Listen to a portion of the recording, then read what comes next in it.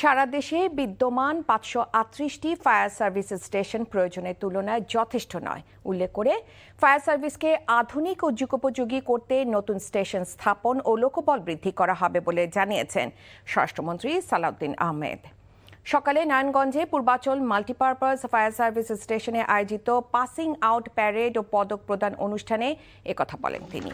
এর আগে বিভিন্ন ক্ষেত্রে অবদানের স্বীকৃতি হিসেবে ফায়ার সার্ভিসের কৃতি সদস্যদের ব্যাজ পরিয়ে দেন ও পদক প্রদান করেন। স্বরাষ্ট্রমন্ত্রী বলেন, ফায়ার সার্ভিসের সক্ষমতা ও সামর্থ্য বাড়াতে কাজ করছে সরকার।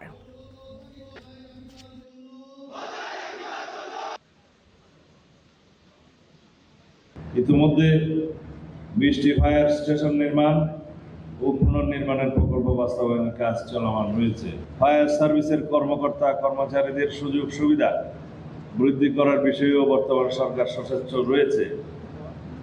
এই বাহিনীর সদস্যদের অন্যান্য বাহিনী ও সরকারি দপ্তরের সাথে সমন্বয় করে আপগ্রেডেশন সংক্রান্ত কিছু প্রস্তাব বিবেচনাধীন রয়েছে।